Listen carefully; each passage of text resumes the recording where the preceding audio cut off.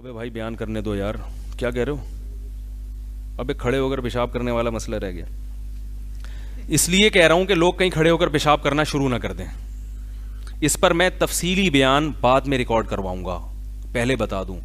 فی الحال صرف اتنا سمجھیں, کھڑے ہو کر پیشاب کرنا سنت نہیں ہے. نہا رسول اللہ صلی اللہ علیہ وسلم عن البول قائما او کما قال صلی اللہ علیہ وسلم, نبی صلی اللہ علیہ وسلم نے کھڑے ہو کر پیشاب کرنے سے منع کیا. اس میں صحابہ کے اقوال بھی بہت سارے ہیں, جن کو یہ کہتے ہیں حدیث ہے. صحابہ کا قول بھی کیا ہے؟ حدیث ہے. تو وہ بھی بہت سارے ہیں. رہا یہ کہ صحیح بخاری میں نبی نے کھڑے ہو کر پیشاب فرمایا ہے, تو جب جس کام سے نبی نے منع کیا ہو, پوری زندگی کبھی نہ کیا ہو, اگر ایک دفعہ کیا ہے تو وہ کیا ہے, کسی عذر کی بیس پہ کیا ہے. جو عمل ہمیشہ کرتے آ رہے ہیں وہ سنت ہوگا, یا جو ایک دفعہ زندگی میں کیا وہ سنت ہے؟ تو احیاناً تو رسول اللہ صلی اللہ علیہ وسلم نے ظہر میں جہری قرات بھی کی ہے امت کی تعلیم کے لیے, ایک دفعہ, تاکہ پتہ چلے میں کیا پڑھ رہا ہوں. لیکن جہرن قرات کا کوئی بھی قائل نہیں ہے, کیونکہ عام معمول نہیں تھا. تو اگر نبی نے ایک دفعہ کھڑے ہو کر پیشاب کیا تو ہمیں اس بارے میں ملتا نہیں ہے کہ کیوں کیا. اس لیے بعض فقہا کہتے ہیں کہ آپ کے جوڑوں میں تکلیف تھی, بعض کہتے ہیں کچھ اور مسئلہ تھا, وغیرہ وغیرہ.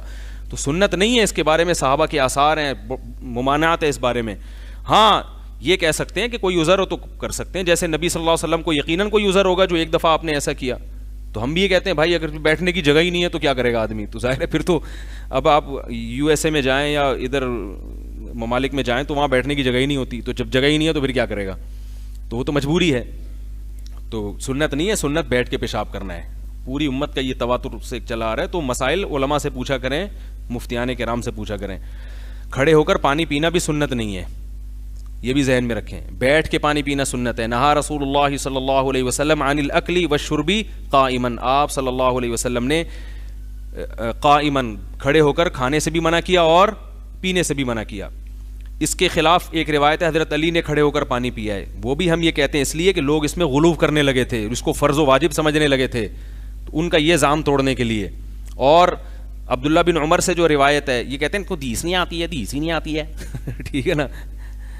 تو وہ سارے ان کو آتی ہی نہیں بزرگوں کو حدیث ہیں. وہ جو مرد اور عورت کی نماز میں فرق ہے نا, اس میں جو میں نے کہا حدیث, تو وہ عبداللہ بن عمر کا قول مجھے معلوم تھا, اور پچھلے بیان میں وہ اس کا حوالہ بھی دے چکا تھا. تو عبداللہ بن عمر سے مروی ہے, فرماتے ہیں ہم نبی کے دور میں چلتے پھرتے کھاتے بھی تھے اور پیتے بھی تھے.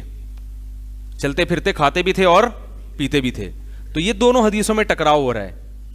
تو ہم یہ کہتے ہیں ایک طرف نبی کے قول ہے کہ نہیں ہے, ممانعت ہے, دوسری طرف یہ کہہ رہے ہیں یہ کرتے تھے.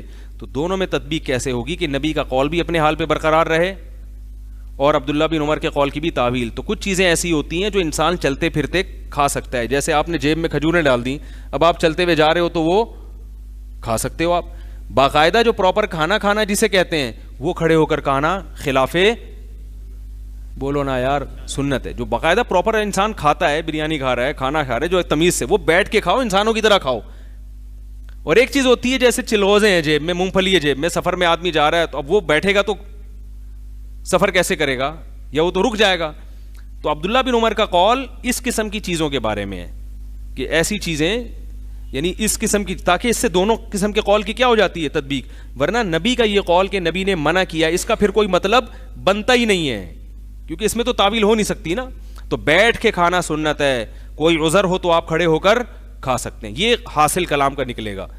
عبداللہ بن عمر کا مطلب ہے کوئی عذر ہو, ہم یہ کر لیا کرتے تھے, اگرچہ اس میں عذر کا ذکر نہیں ہے, لیکن اس کی تعویل یہی ہوگی تاکہ مرفوع حدیث میں اور موقوف حدیث میں مطابقت ہو جائے. اور صحابہ کا صدیوں سے, تابعین, تبع تابعین کا جو عملی تواتر چلا آ رہا ہے, سب تمیز سے. یہ تو انگریزوں کے آنے کے بعد کھڑے ہو کے کھانا شروع کیا لوگوں نے, اس سے پہلے سب شرافت سے کیسے کھاتے تھے, بیٹھ کے کھاتے تھے. اچھا, انہوں نے ایک اور بات کی ہے کہ بیٹھ کے پیشاب کرنا, کھڑے ہو کر پیشاب کرنا بھی سنت ہے سوائے عورتوں کے. اب سوال پیدا ہوتا ہے کہ عورتوں کے لیے کیوں بھائی؟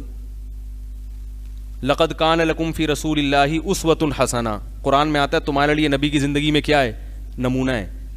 تو ہر چیز میں ہے نا, تو پھر خواتین کو آپ نے مستثنا کیوں کر دیا؟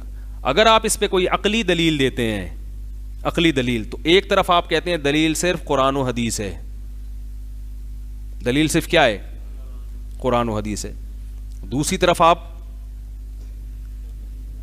اپنی عقلی, ممکن ہے کوئی کہ اس سے عورتیں اگر کھڑے ہو کر پیشاب کریں گے تو چھینٹوں سے نہیں بچ سکتی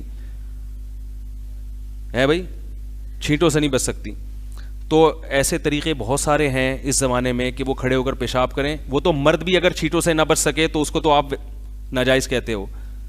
تو اس میں تو پھر یہ آپ کو قید لگانی پڑے گی, اگر چھینٹوں سے نہیں بچ سکتی تو ناجائز ہے, چھینٹوں سے بچ سکتی ہے تو کیا ہے, جائز ہے. اور اگر آپ کو اس کی حیا کے خلاف ہے تو ہم بھی کہتے ہیں عورتوں کا سرین اوپر کر کے سردہ کرنا یہ حیا کے بولو بھائی خلاف. ایک آخری بات کر کے بس میں بیان ختم کرتا ہوں, یعنی اب اصل موضوع کی طرف آتا ہوں. اصل تمیز سے بیان میں بعد میں کروں گا, یہ تو میں صرف اشارے دے رہا ہوں کہ بغیر مطالعے کے بھی اتنا کہہ سکتے ہیں ہم ان کے سامنے, ان کو جواب دینے کے لیے کوئی اسٹڈی کی ضرورت نہیں.